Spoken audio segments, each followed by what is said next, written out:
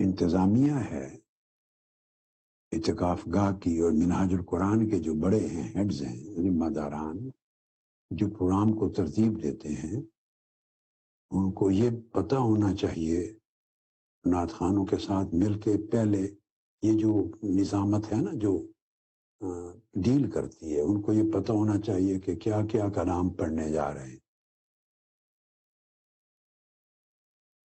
اب ہر قسم کا کلام پڑھنے کا بیٹے ایک موقع ہوتا ہے۔ ہم ہر چیز کو مانتے ہیں،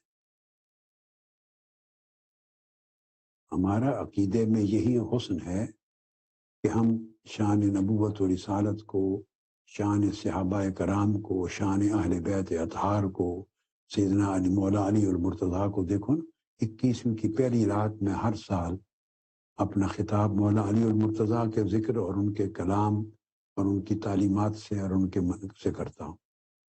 سیدہ کائنات کا کوئی حملہ کرتا ہے تو سب سے پہلے دفاع ہم کرتے ہیں۔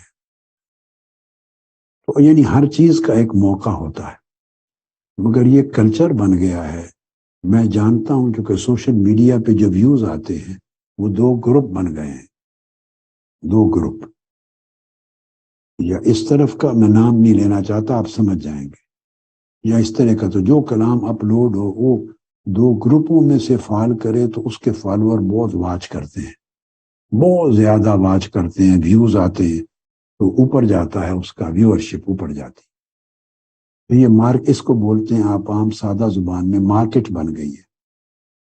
تو نعت خوان اس مارکیٹ کے مطابق چلتے ہیں، اور جو مقرر کردہ حدود اور قیود اور مواقع اور قواعد و ضوابط ہیں ان کا خیال نہیں کرتے۔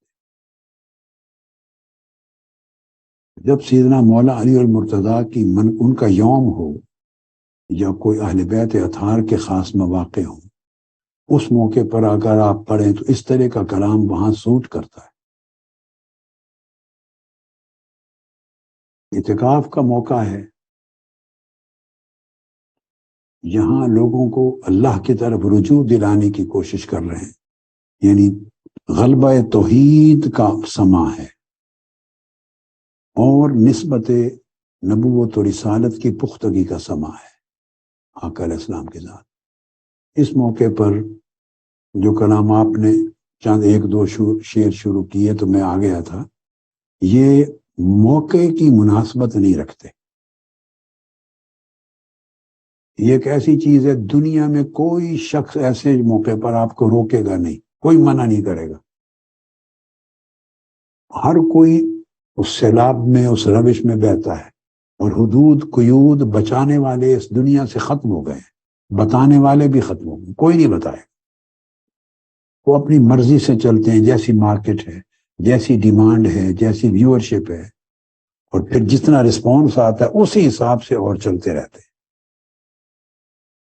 بعض مجالس ایسی ہوتی ہیں جن میں ایسا موقع ہو پھر اس طرح کا کلام پڑھتے ہیں، جس میں دوسرا موقع ہو، یعنی معراج النبی کی رات ہو اور آپ شہادت امام حسین کا کلام منقبت پڑھنے لگ جائیں تو کوئی کہے گا کہ سینسیبل بات ہے؟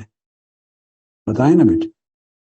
اس طرح محرم کے دن ہو شہادت امام حسین کا اور کوئی خلفائے راشدین کی منقبت اس رات بیان کرنے لگ جائے، آپ کہیں گے نا یہ مناسب نہیں ہے، رات کے ساتھ مناسبت نہیں ہے۔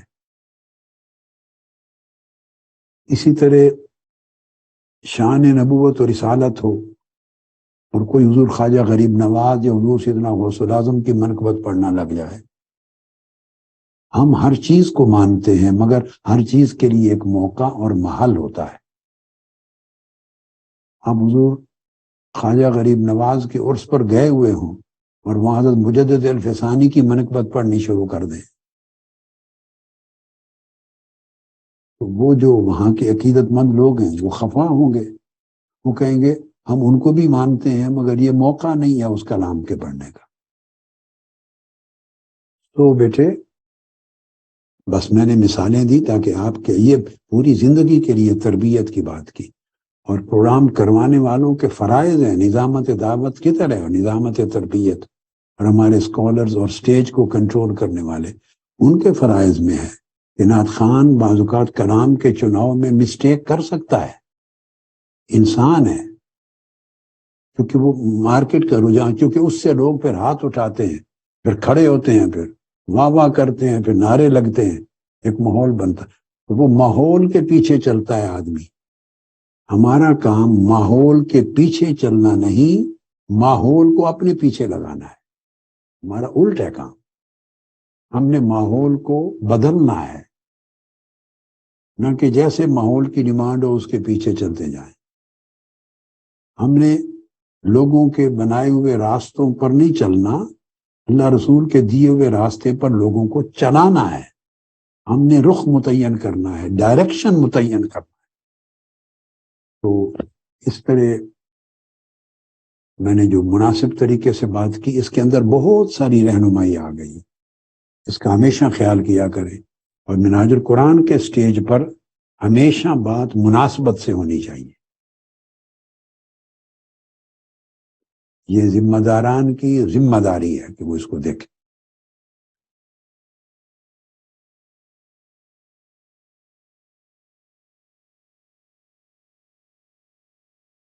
بسم اللہ۔ ماشاء اللہ اس سٹیج پر مشائخ اعظام میں سے پیر اختر رسول قادری صاحب ہیں، جمعیت علماء پاکستان نیازی گروپ پنجاب کے صدر، وہ تشریف فرما ہیں، ان کو خوش آمدید کہتے ہیں۔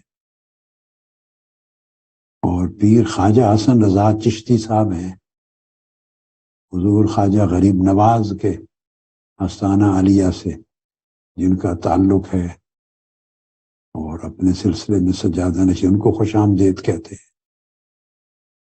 دیگر علماء کرام اور مشائخ اعظام، منہاج القرآن علماء کونسل کے جتنے حضرات اور علماء ہر شب تشریف لاتے ہیں، انہیں خوش آمدید کہتا ہوں۔ بڑی محنت کرتے ہیں، خاص طور پہ جو حفیظ الرحمان ہے وہ مبارکباد کے لائق ہے۔ مجھے ناظم اعلیٰ صاحب نے تمام تفصیلات آپ کی کاوشوں کی بتائی ہیں، اور شہزاد رسول ناظم اعلیٰ صاحب نے تو پہلے دن ہی بتا دی تھی۔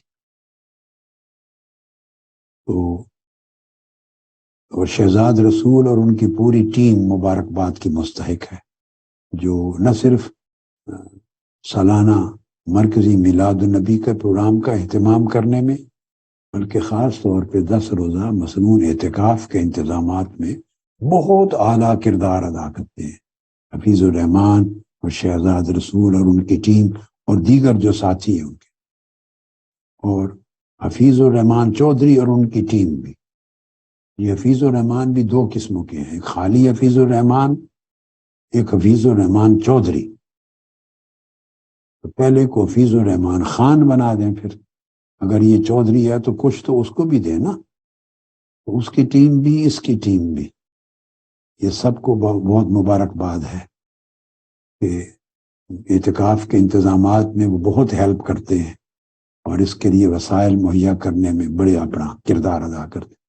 پھر نظامت تربیت کو بہت مبارکباد ہے، جو معتکفین کی پورے 10 روز اور 10 دن 10 رات تربیت کے حلقات قائم کر کے ان کے اعتکاف کو تعلیم و تربیت کے اعتبار سے بامعنی بناتے ہیں اور مفید بناتے ہیں۔ سبحان اللہ، سبحان اللہ۔ یہ سنت نبوی صلی اللہ علیہ وسلم پر عمل کرتے ہیں۔ آقا علیہ السلام ہمیشہ معتکف ہوں یا غیر معتکف حلقات قائم فرماتے، مجالس قائم فرماتے اور تعلیم و تربیت دیتے۔ نظامت کورسز کی بڑی مبارکباد ان کو، جو کورسز کا اجرا کیے ہوئے ہیں۔ رب خاص طور پہ محسن بھائی نے بتایا تھا کہ مراکز علم کے لیے کورس ڈیولپ کیا ہے، وہ بھی پڑھا رہے ہیں۔ بہت مبارکباد ہے ان سب کو، ماشاء اللہ۔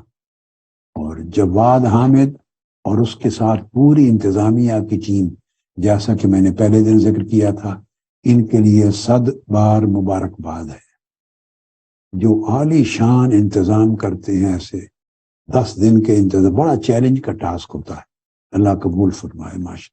ڈاکٹرز کی ٹیم ہے، اور اس میں ڈاکٹر ایوب بیگ صاحب ظاہر ہے ان کے سربراہ ہوتے ہیں فار ایور وہ، اور پھر تمام ڈاکٹرز، طبی امداد مہیا کرنے والے، اور پیرامیڈکس اور پورا سٹاف، ان کے لیے بہت مبارکباد ہے.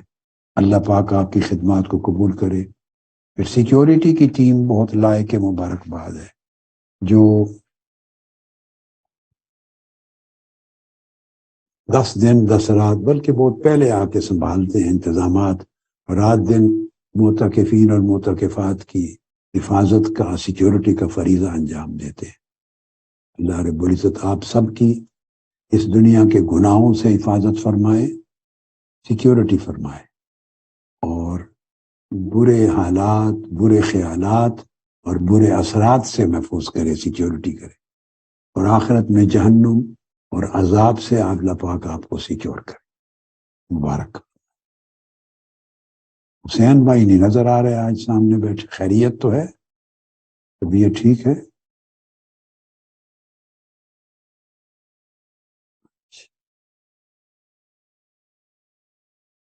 طبیعت ٹھیک ہے؟ اچھا اچھا، ماشاء. یہ تو اٹھا لیں بیٹے جی.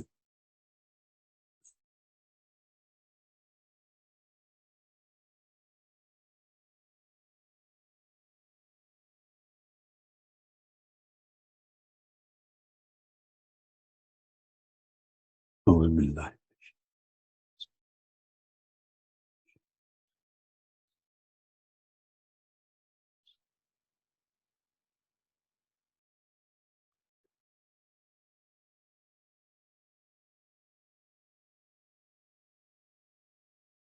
ہمارے مفتی صاحب تشریف فرما ہے، مفتی اعظم منہاج القرآن. ان کے حلقات ہوتے ہوں گے فقہ و فتویٰ کے، ماشاء اللہ لوگ استفادہ کرتے ہیں، اور ان کے نور علم سے اور نور فہم و فقہ سے اپنے آپ کو روشن کرتے ہیں. اور اللہ پاک نے ان کے چہرہ مبارک پر ہمیشہ صحت اور سلامتی رکھی. اس عمر میں بھی ہمیشہ صحت مند سلامت نظر آتے. اللہ پاک قائم رکھے. بہت عظیم مجاہد ہیں، کمانڈر ان چیف ہیں یہ، ماشاء اللہ. اساتذہ میں اور علماء میں اور مفتیان کرام میں.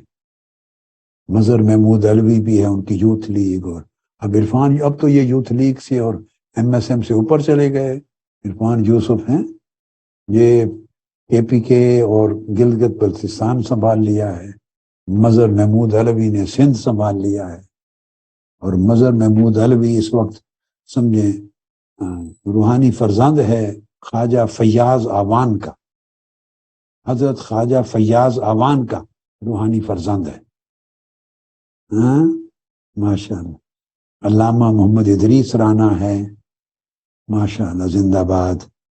اور یہ علامہ میر آصف اکبر قادری. اور میں معتکفین کے سامنے کل میں نے پوسٹ پڑھی، امید ہے ٹھیک ہوگی، کہ ان کی پی ایچ ڈی مکمل ہو گئی ہے اور ان کا ڈیفینس ہو گیا ہے اور ان کو ڈگری مل گئی ہے. مبارکباد دیں سب ان کو.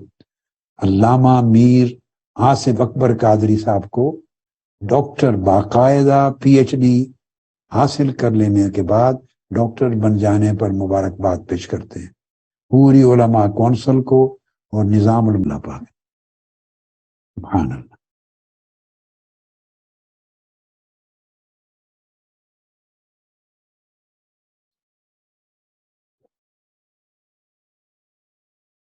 سردار شاکر مزاری صاحب کا تذکرہ تو ہو چکا ہے، اور سردار احمد نواز انجم صاحب کا بھی تذکرہ ہو گیا، مگر سٹیج پر بیٹھے نظر نہیں آتے، وہ سائڈ پر بیٹھے ہوتے ہیں.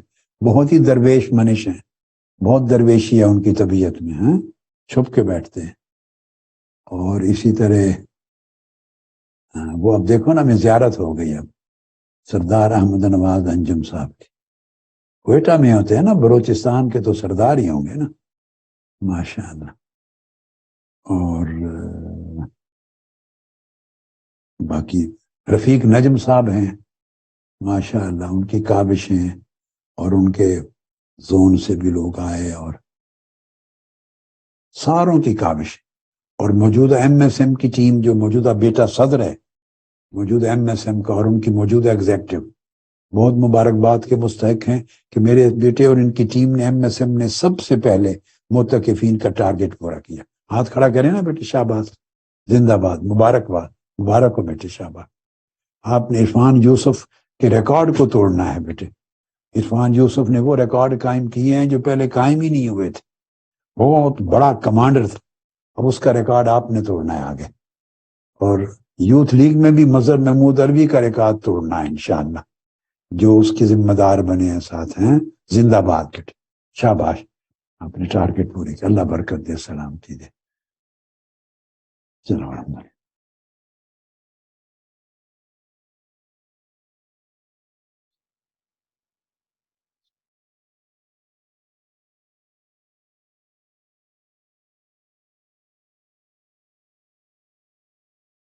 نحمده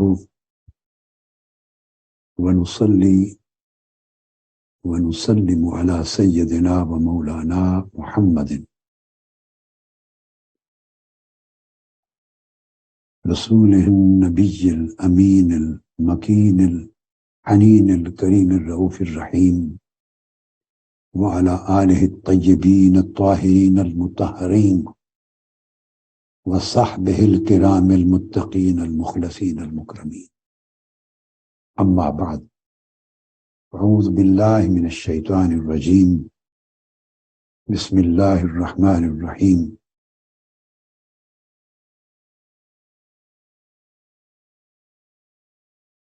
ليس على الذين آمنوا وعملوا الصالحات جناح فيما طعموا إذا ما اتقوا وآمنوا وعملوا الصالحات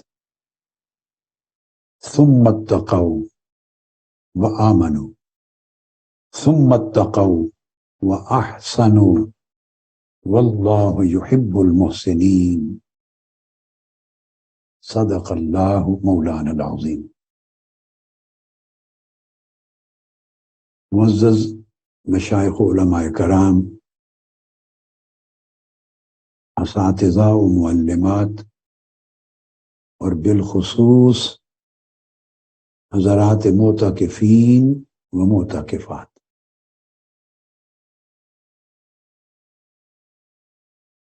طلبہ و طالبات، سامعین و سامعات، اور ناظرین و ناظرات، اور خادمین و خادمات،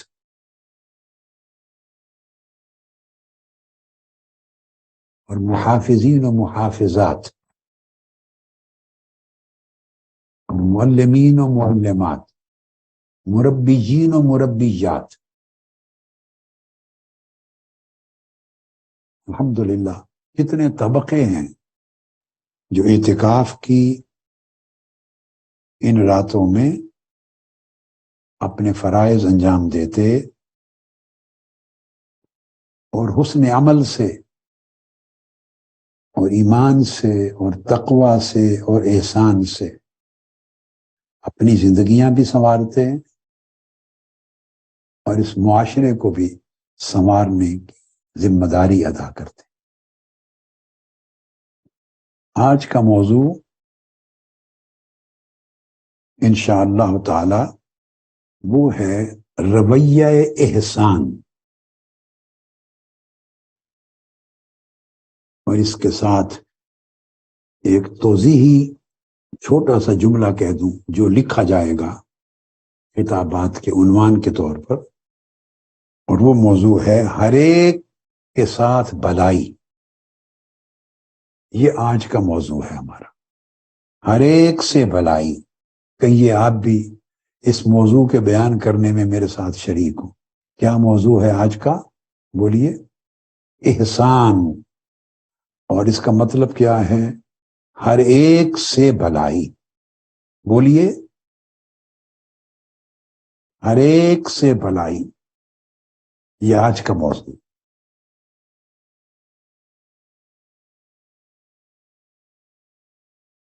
اس کے لیے میں نے قرآن مجید سے سورہ المائدہ کی آیت نمبر 93 تلاوت کی ہے.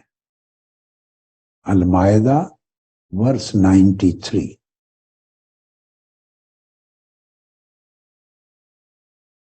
اس میں ذکر ہے صحابہ کرام میں ان لوگوں کا جو پچھلی زندگی کفر کی، شرک کی، اسلام قبول کرنے سے پہلے دور جاہلیت کی زندگی ترک کر کے آ گئے تھے، یا اسلامی احکام، بعض اسلامی احکام کے اترنے سے پہلے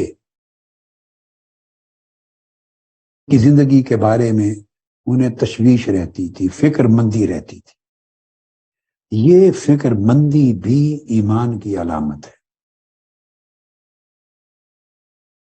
حالانکہ جب اسلام کا، شریعت کا، قرآن کا حکم کسی چیز کو منع کرنے کا، حرام ڈکلیئر کرنے کا، کسی چیز سے روکنے کا نازل ہی نہیں ہوا تو وہ چیز شرعاً حرام نہیں تھی۔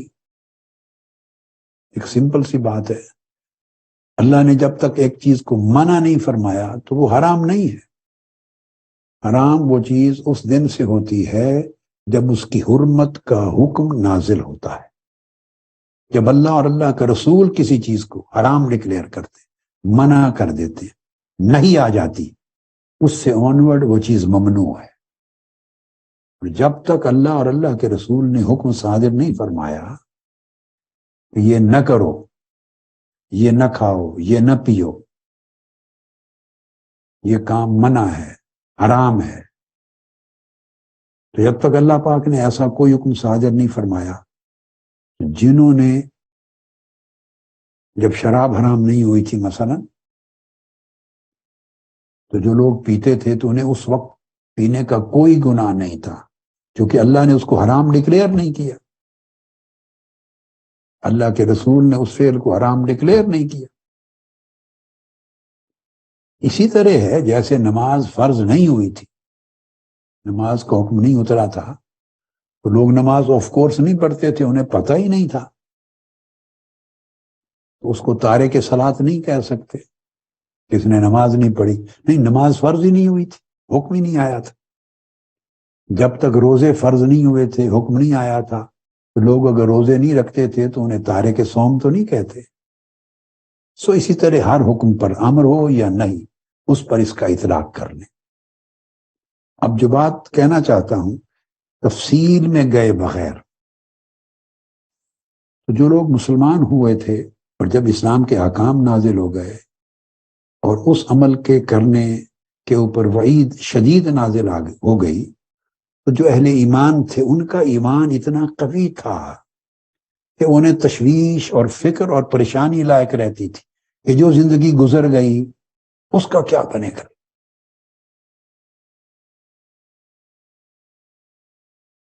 اس کی ایک مثال اور دے دیتا ہوں آپ کو سمجھانے کے لیے کہ حضور نبی اکرم صلی اللہ علیہ وآلہ وسلم نے جب ہجرت مدینہ فرمائی تو 18 ماہ تک، 1.5 سال تک آپ نماز پڑھاتے تھے مسجد اقصی کی طرف منہ کر کے، القدس، جس کو آپ عمومی طور پہ بیت المقدس کہتے ہیں ہم لوگ، تو بیت المقدس کی طرف چہرہ انور کر کے نماز پڑھاتے تھے، وہ قبلہ تھا۔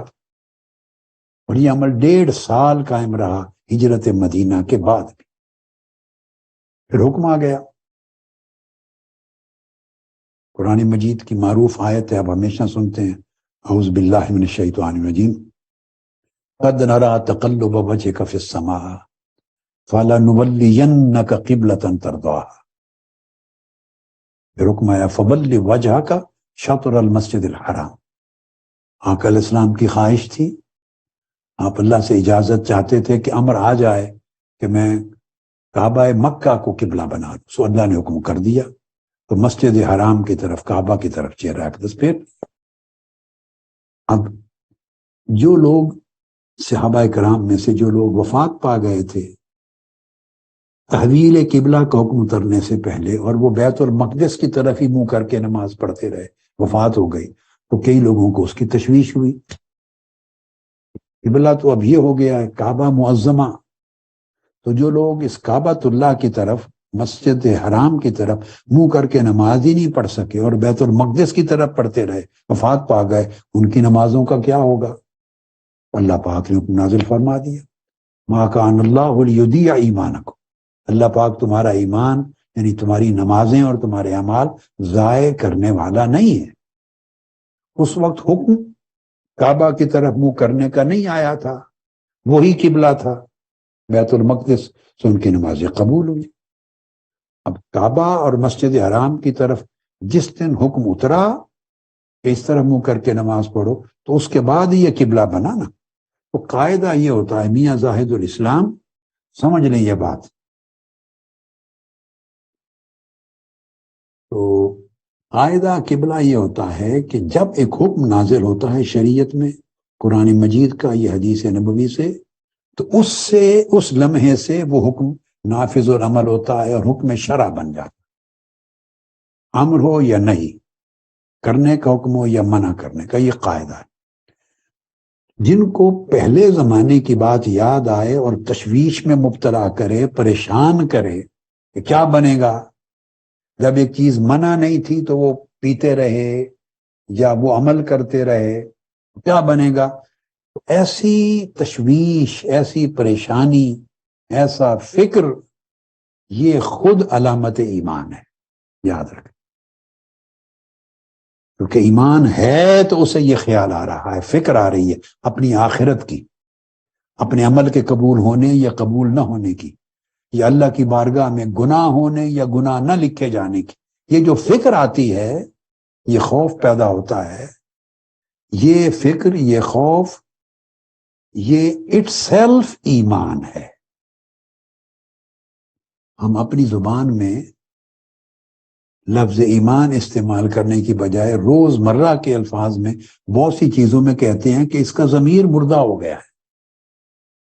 اور ضمیر مردہ ہونے کا مطلب یہ ہوتا ہے کہ یہ گناہ کرتا ہے مگر اس پہ گناہ کرنے کے اوپر اسے شرم بھی نہیں آتی، اسے گناہ کا احساس بھی نہیں ہوتا، اسے یہ بھی خیال مٹ گیا ہے اس کے ذہن سے کہ یہ میں گناہ کر رہا ہوں، ظلم کر رہا ہوں، جھوٹ بول رہا ہوں، غیبت کر رہا ہوں، زیادتی کر رہا ہوں، ناانصافی کر رہا ہوں، بدتمیزی کر رہا ہوں، کسی کا دل دکھا رہا ہوں. یعنی گناہ کرتا ہے، ظلم کرتا ہے، زیادتی کرتا ہے اور اس کی پرواہ بھی نہیں، خیال بھی نہیں کہ میں گناہ گار ہوں. عرف عام میں کہتے ہیں کہ یہ اس کا ضمیر مردہ ہو چکا ہے. اور جس کا ضمیر ہماری اصطلاح میں زندہ ہوتا ہے، اس میں ضمیر اس کو ملامت کرتا ہے. اولاً اسے گناہ کرنے سے روکتا ہے، منع کرتا ہے کہ یہ غلط ہے، یہ ناجائز ہے، یہ حق تلفی ہے، یہ ناانصافی ہے، یہ گناہ کا کام ہے، یہ ظلم ہے، اللہ نے منع کیا، اللہ کے رسول نے منع کیا، جہنم کی طرف لے جائے گا، میرے اعمال برباد کرے گا. تو اس وجہ سے اول تو ضمیر اس کو روکتا ہے. اور ضمیر جو جنم لیتا ہے وہ ایمان سے جنم لیتا ہے یا اصل فطرت انسانی جیسے جنم لیتا ہے. یہ دو چیزیں کہ انسان کی جو اصل فطرت ہے وہ بھی خیر اور شر میں، نیکی اور بدی میں، اچھائی اور برائی میں، عدل اور ظلم میں فرق سکھاتی ہے، بتاتی ہے. اصل انسانی فطرت اگر اس کو کسی نے خراب نہ کر دیا ہو. اور ثانیاً پھر ایمان انسان کو متوجہ کرتا ہے، رہنمائی کرتا ہے. تو یہ تو آدمی اصل فطرت سے ہٹ گیا ہے کہ گناہ اور ظلم کرتا ہے اور اس کا احساس بھی نہیں ہے، یا اس کے اندر شمع ایمان بجھ گئی ہے، ایمان کا چراغ بجھ گیا. اب یہ اس پس منظر میں بات ہے تو ان کا جواب دیا باری تعالیٰ نے کہ اللہ کا حکم نازل ہونے سے پہلے جو بیت گیا اس کا فکر نہ کرو. اگر بعد میں آپ نے پرہیزگاری اختیار کر لی ہے، بعد میں خوف، آپ گناہ سے بچنے لگ گئے ہیں، بعد میں آپ نے گناہ کو چھوڑ دیا ہے اور اب صحیح معنی میں ایمان لے آئے ہیں اللہ کے حکم پر، مان لیا اللہ کے حکم کو، اور پھر فرمایا اور پھر عمل صالح کو اختیار کر لیا ہے. عمل صالح تو تمہارے اوپر کوئی گناہ نہیں، پچھلی زندگی معاف کر دی جاتی ہے. اب اس کے بعد اللہ رب العزت نے درجہ بدرجہ بیان کیا ہے. اب یہ دیکھنے کی بات ہے کہ ایک بار ایمان کا ذکر آ چکا، اس کے ساتھ عمل صالح کا ذکر آ چکا، تقوی کا ذکر آ چکا. ایمان بھی، عمل صالح بھی اور تقوی بھی مذکور ہو گئے، آ گیا ذکر. اس کے بعد اسی آیت کریمہ میں اگلے سٹیپ پر پھر ریپیٹ کیا جا رہا ہے، فرمایا ثم اتقوا وآمنوا. پھر تقوی اختیار کیا اور ایمان لائے. میں اس کی تفسیر میں نہیں جا رہا، تفسیر میں ہر لفظ اور موقع کے الگ مرحلے ہیں، آپ کو اجمالاً بات سمجھا رہا ہوں. تو ایمان کے بعد پھر اسی آیت میں دوبارہ ایمان کا ذکر کیا، تقوی کے بعد پھر تقوی کا ذکر کیا، عمل صالح کے بعد پہلے فرمایا تھا لیس علی الذین آمنوا وعملوا الصالحات، جو لوگ ایمان لے آئے ہیں اور عمل صالح کرتے ہیں ان پر کوئی گناہ نہیں. اور یہ فرما کے پھر فرمایا اذا اتقوا وآمنوا وعملوا الصالحات، اگر وہ تقوی پہ رہیں، ایمان پر قائم رہیں اور عمل صالح کو قائم رکھیں. اب آپ نے دیکھا ایک ہی آیت کریمہ ہے اور اسی کے اندر ایمان کا ذکر ہے، پھر عمل صالح کا ذکر ہے، پھر تقوی کا ذکر ہے. دو لفظ بیان ہونے کے بعد پھر ایمان کا ذکر، پھر عمل صالح کا ذکر، پھر تقوی کا ذکر. اس سے کیا معلوم ہوتا ہے؟ جو میں سمجھانا چاہتا ہوں وہ یہ کہ ایمان کا سفر کبھی ختم نہیں ہوتا، ایمان ہمیشہ ترقی پر رہتا ہے. ایمان ہمیشہ روبہ ترقی رہتا ہے. مومن کا ایمان اس لیے ایک ہی مقام پر بار بار ایمان کا ذکر کرنا، اس کا ریلیونس یہ ہے کہ مومن کا ایمان ایسا نہیں کہ لایا اور وہاں رک گیا، نہیں، اس میں ترقی ہوتی رہتی ہے اور جب ترقی ہوتی ہے تو اس کی لمٹ ہی کوئی نہیں. اس طرح عمل صالح، نیک عمل، اس میں ترقی ہوتی رہتی ہے. ہر شخص کے ایمان کے حال کے مطابق اس سے عمل صالح کا درجہ بھی الگ مطلوب ہے. ABCD 4 آدمی بیٹھے ہیں، A کے لیے ایک مرتبہ عمل صالح کا سفیشنٹ ہے، B کے لیے سفیشنٹ نہیں ہے، اسے اس سے اوپر کا عمل صالح کرنا چاہیے. اس کا درجہ اونچا ہے، اس کے پاس علم زیادہ ہے، معرفت زیادہ ہے، فقہ زیادہ ہے، ایمان زیادہ ہے، مرتبہ زیادہ ہے. پھر ایک نے تقوی کیا، دوسرے کا تقوی اس سے پورا نہیں ہوتا.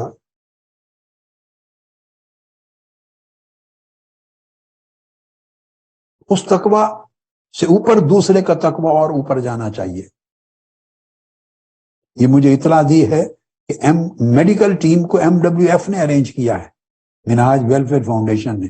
پورا ماشاء اللہ، بہت مبارک ہو. تو میں MWF کو بھی مبارکباد دیتا ہوں، منہاج ویلفیئر فاؤنڈیشن کو، اور ان کے تحت جو میڈیکل ٹیم ہے اور میڈیکل ارینجمنٹس ہیں ان کو بھی مبارکباد ہے. اللہ پاک، یہ سارے عمل عبادت ہیں. یہ جو میں کہہ رہا ہوں یہ عمل صالح ہیں. اور یاد رکھ لیں، عمل صالح میں اگر آپ فوکس اللہ کی ذات پہ کر دیں، کسی بھی نیک عمل میں اللہ کی ذات پہ فوکس کر دیں کہ میرا اللہ مجھے دیکھ رہا ہے اور میں اللہ کی نظر سے غائب نہیں ہوں اور اللہ کے معائنہ اور مشاہدہ میں ہوں، اور اپنے دل کے حال کو اس تصور کے ساتھ اس کی نگرانی کرے، اس کی نگہبانی کرے، حفاظت کرے. اور اگر حفاظت کرے تو یہ عمل صالح، یہ تقوی ہو جاتا ہے. اس مراقبہ کے ساتھ، اس نگہبانی کے ساتھ یہ تقوی بن جاتا ہے. تو اس لیے ایمان کو بیان کیا، اس کے ساتھ عمل صالح کو بیان کیا، اس کے ساتھ تقوی کو بیان کیا. یہ تینوں چیزیں آپس میں جڑی ہوئی ہیں اور یہ آپ کے درجے کو اوپر لے کے جاتی ہیں.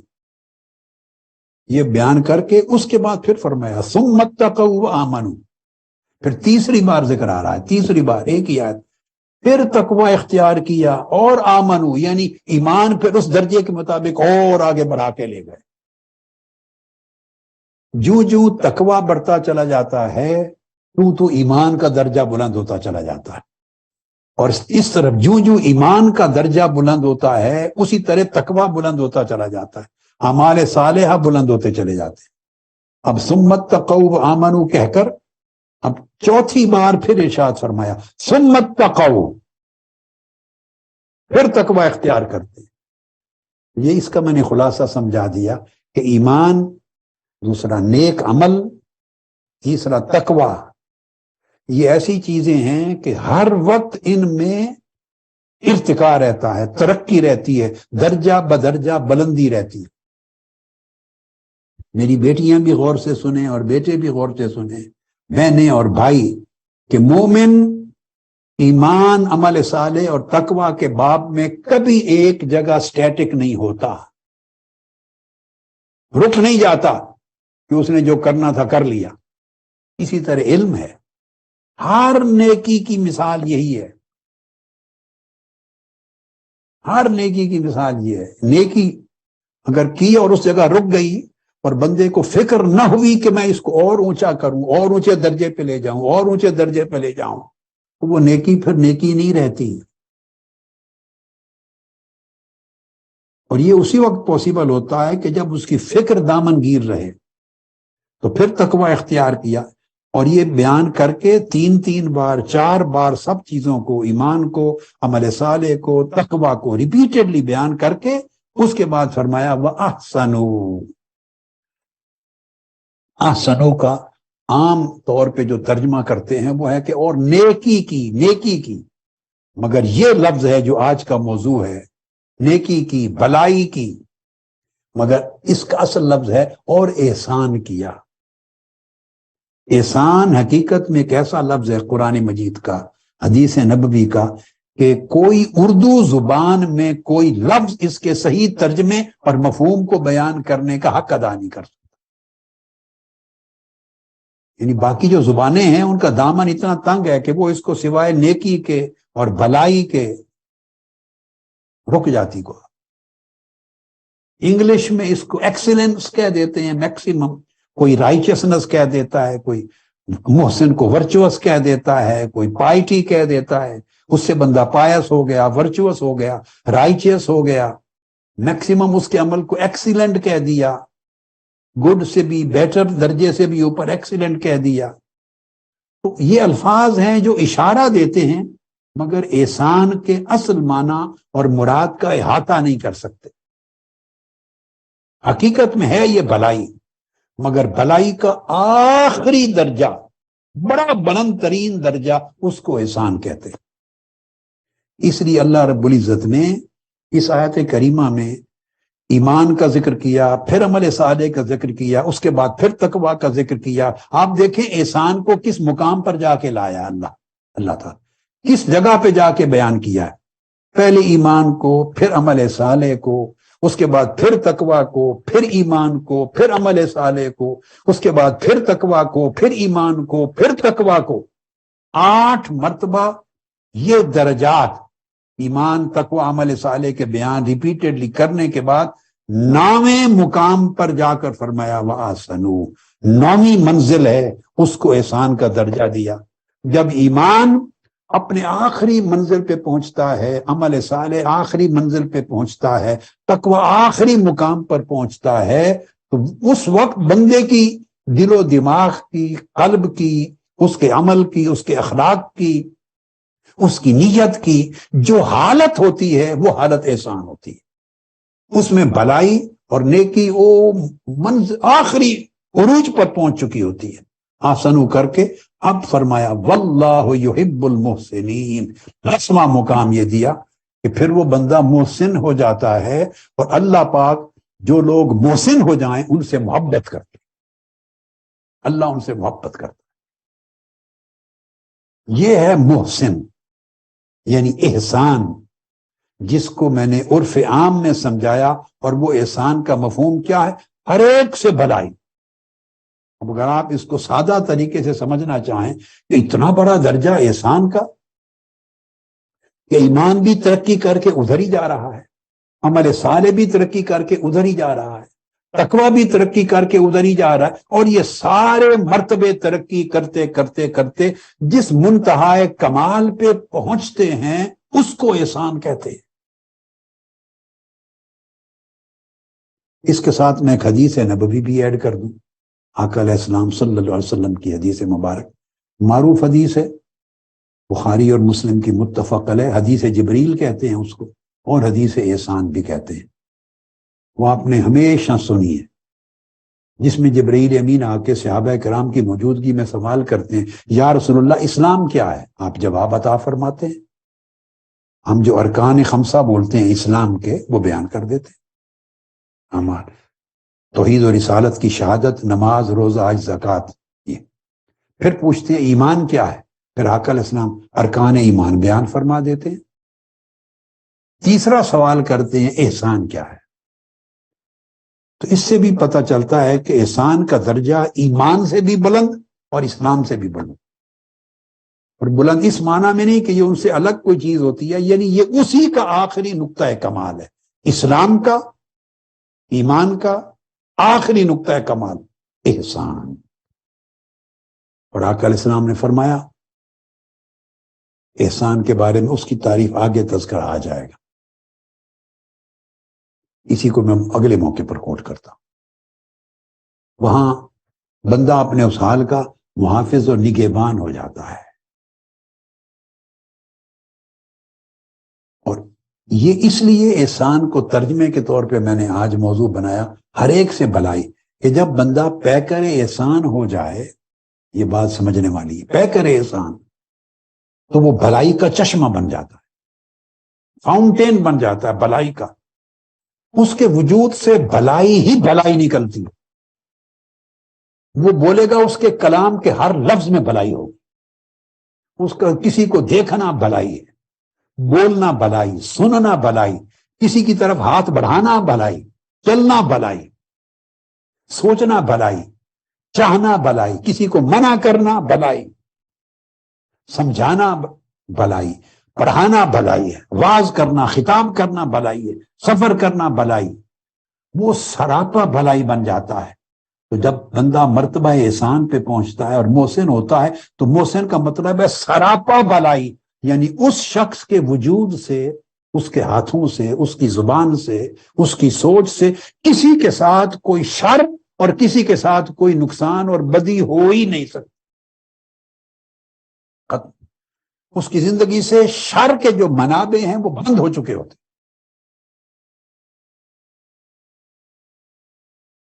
سمجھ آ رہی ہے میرے بیٹے اور بیٹیوں کو؟ متقفین کو دکھائیں نا، سب ہیں، یعنی اس کی زندگی میں چشمہ بھلائی کا ایسا چشمہ کھل جاتا ہے، ایسا چشمہ کھل جاتا ہے کہ اس سے صادر ہی نہیں ہو سکتا ظلم، گناہ، کسی کے ساتھ نا انصافی، زیادتی، حق تلفی، جھوٹ، غیبت، چغلی، حکایت، کسی کو نقصان پہنچانا، اس کی جان کو، اس کی مال کو، اس کی عزت کو، اس کی شہرت کو، اس کے دل کو دکھ پہنچانا، ایسے عمل اس سے صادر ہی نہیں ہو سکتے۔ تو جب ایسے عمل اس سے صادر ہی نہ ہو سکیں، اس وقت کہتے ہیں کہ یہ سراپا بھلائی ہے، اور یہ ہر ایک سے بھلائی کرنے والا ہے، اور یہ سراپا احسان ہے، اور اس کا درجہ اللہ کے ہاں محسن کا درجہ ہے، محسنین میں شمار ہو گیا۔ اب یہ چیز کیسے ہوتی ہے؟ قرآن مجید کی ایک اور آیت کریمہ الاحزاب، اور اس کی آیت نمبر 35 ہے۔ اللہ رب العزت نے وہاں طبقات بیان کیے ہیں، اور دیکھیے اللہ پاک نے ترتیب ہمارے اخلاق کو سنوارنے کے لیے، ہمیں احسان، سراپا بھلائی بنانے کے لیے۔ اب آج کا پیغام میرے معتکفین بھائیوں کو اور معتکفات بہنوں اور بیٹیوں کو، اور ادھر معتکفین بیٹوں کو، یہ ہے کہ سراپا بھلائی بننے کا عزم کرنا ہے۔ آپ کے وجود سے بھلائی پھوٹے، جیسے چراغ جلتا ہے نا، چراغ، تصور لے آئیں، بلب ہے، ٹیوب ہے، چراغ ہے، اس سے ظلمت نکلتی ہے؟ بولیے، چراغ سے اندھیرا نکلتا ہے؟ انجم صاحب ہنس رہے ہیں، خوش ہو گئے ہیں۔ چراغ سے بولیے اندھیرا نکلتا ہے؟ کبھی دیکھا نکلتے ہوئے اندھیرا؟ کیا نکلتا ہے چراغ؟ ڈاکٹر علی اکبر قادری صاحب بیٹھے ہیں، ایسے لگ رہا ہے، اگر مغالطہ نہ ہو رہا ہو تو، کیونکہ ریش مبارک ذرا بڑھ گئی ہے نا، مبارک خوبصورت ہے، تو کیا نکلتا ہے اس سے؟ صرف روشنی روشنی نکلتی ہے۔ اس کو احسان کہتے ہیں، کہ انسان چراغ بن جائے۔ اب اس کی سمتیں ہیں، جیسے چراغ ہے یا بلب ہے تو اس کے کئی سمتیں ہیں نا، دائیں بائیں، آگے پیچھے، درمیان کے اطراف ہیں۔ انسان کے بھی اطراف ہیں، سمجھے، انسانی شخصیت کی بھی اطراف ہیں۔ اس کا برین، سوچ، یہ بھی ایک طرف ہے، اس کی شخصیت کی ایک طرف ہے۔ اس کی سوچ میں کسی کے لیے برائی نہ آئے، بس ختم۔ جب سوچ میں ہی برائی نہیں آئے گی تو اس کے منہ سے برائی نکلے گی کیسے؟ زبان اتنی پاک ہو جاتی ہے نور کی طرح کہ اس کی زبان سے برائی، گالی گلوچ، غلاظت، غیبت، چغلی نکل ہی نہیں سکتی۔ اللہ پاک اس کو چراغ بنا دیتا ہے، روشنی بنا دیتا ہے۔ روشنی ظلمت کو ختم کرتی ہے۔ اللہ کے بندو، روشنی سے ظلمت اور تاریکی نہیں نکلتی۔ اللہ پاک چاہتا ہے کہ میرا بندہ مومن بندہ محسن بن جائے، اور محسن ہونے کا معنی یہ ہے کہ اس سے تاریکی نکلے ہی نہ، نور ہی نور نکلے۔ تو زبان جب بولتا ہے تو خیر نکلتی ہے، کرتا ہے تو خیر نکلتی ہے۔ اب قرآن مجید نے فرمایا، یہ جو سورہ احزاب کی آیت ہے، دیکھیے کیا کیا خوبیاں جمع کی ہیں۔ فرمایا ان المسلمین والمسلمات، کہ سب سے پہلے تو کیا ہے کہ مسلمان عورتیں، مرد اور عورتیں، یعنی اللہ کے حضور جھکنے والے بن جائیں، سبمٹ کر دیں اپنی ول کو، اپنی ول، اپنے ارادے کو، اپنی خواہشوں کو، اپنی احوا کو، اپنی ترجیحات کو۔ مسلم اور مسلمہ کا مطلب ہے سبمٹ کر دیں اللہ کے حضور۔ You submit your will to Almighty Allah. You submit your desire to Almighty Allah. You submit your thought to Almighty Allah. آپ اپنی سوچ کو اللہ کے حضور سبمٹ کر دیتے ہیں۔ سر جھکا دینا اور دل نہ جھکانا، یہ اللہ کے ساتھ دھوکا ہے۔ ہم سر جھکاتے ہیں نماز میں، دل نہیں جھکاتے۔ ہم جسم جھکاتے ہیں، روح نہیں جھکاتے۔ اپنا وجود جھکاتے ہیں، اپنی خواہش نہیں جھکاتے، اپنی ترجیح نہیں جھکاتے۔ اندر جو ہماری سمجھ ہے اسی پر اکڑے رہتے ہیں۔ اس کو توڑنا ہے۔ تو فرمایا اللہ کے حضور جھکنے والے مرد اور عورتیں۔ اس کے بعد فرمایا والمومنین والمومنات، اور پھر ایمان لانے والے مرد اور ایمان لانے والی عورتیں۔ تو اس کا مطلب ہے کہ بن دیکھے اللہ وعدہ کرتا ہے کہ تم میرے آگے جھک گئے ہو نا، اس جھکنے کا نتیجہ جنت، اور تم نہیں جھکے اس اکڑنے کا نتیجہ دوزخ ہے۔ تو لوگوں نے نہ جنت دیکھی ہے نہ دوزخ دیکھی ہے، تو بن دیکھے مان لیں کہ اس کا نتیجہ یہ ہوگا، اس کا نتیجہ یہ ہوگا، کیونکہ میرے مولا نے فرمایا۔ وہ مومنین مومنات بن جاتے ہیں۔ اتنا یقین قائم ہو جائے اپنے اندر، اللہ کا ہر کیا ہوا وعدہ پورا ہوگا، اللہ کے رسول کی بتائی ہوئی ہر بات پوری ہوگی، اس پر اتنا یقین ہو جائے۔ ہم جب اللہ کے احکام پر عمل نہیں کرتے تو حقیقت یہ ہے ہم برائے نام اعلان کرنے والے ہیں ایمان کے، مگر ہمارے من میں یقین نہیں ہے۔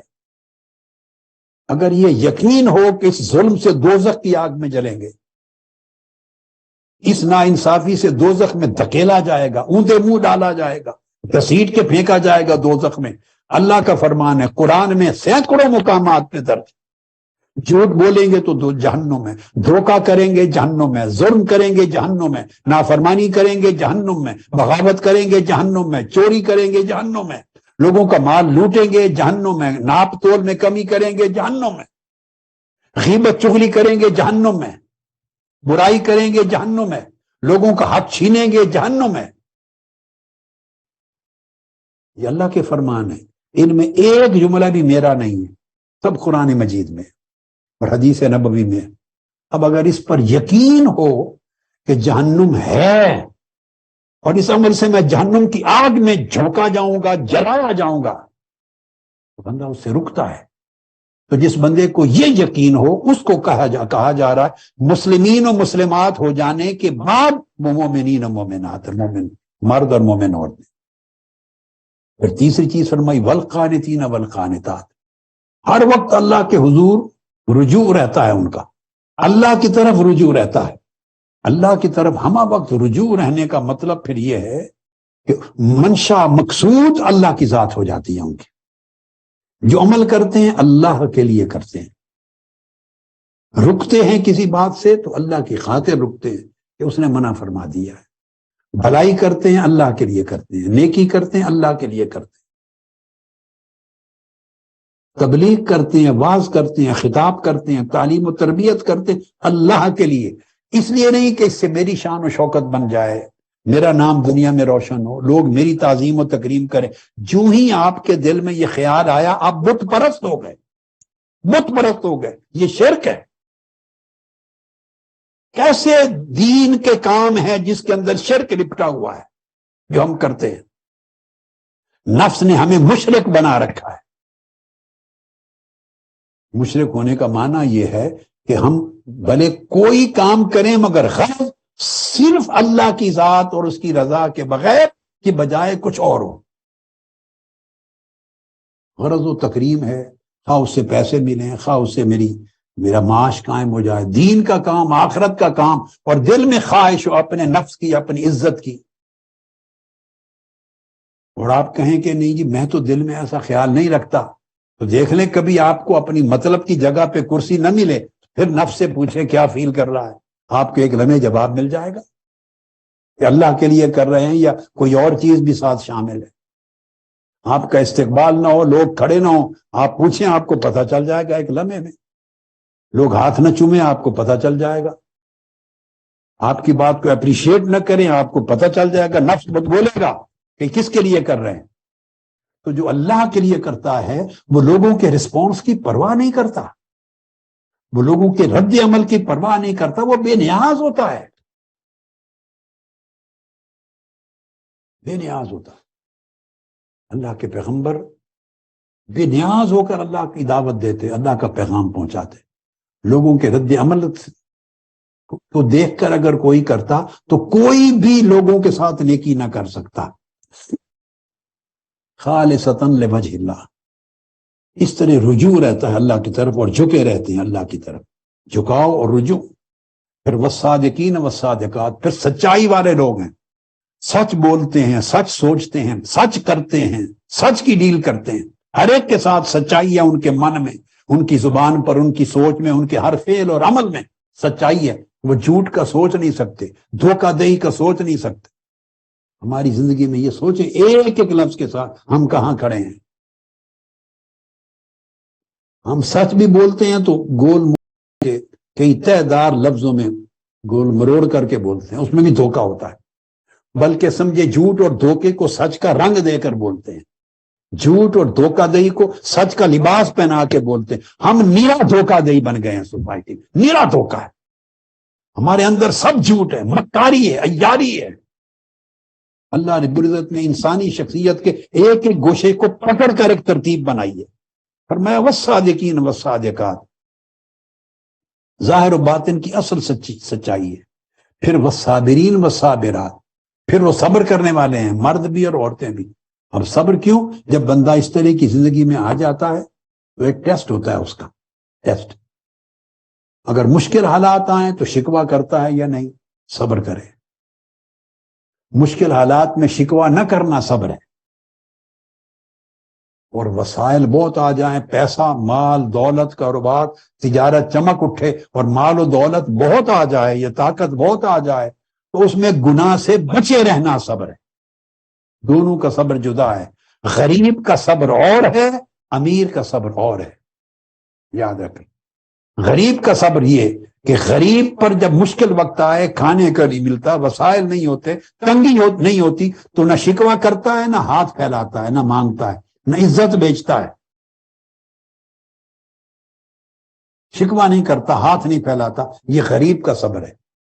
اور امیر کا صبر یہ ہے جب بے تحاشا اس کے پاس وسائل ہوں تو ان وسائل کی وجہ سے گناہ نہیں کرتا، فسق و فجور نہیں کرتا، ان وسائل کو اللہ کی نافرمانی پہ خرچ نہیں کرتا۔ یہ امیر کا صبر ہے۔ کمزور کا صبر اور ہے، طاقتور کا صبر اور ہے۔ اب آپ سمجھ گئے نا بات کو۔ اب کمزور کا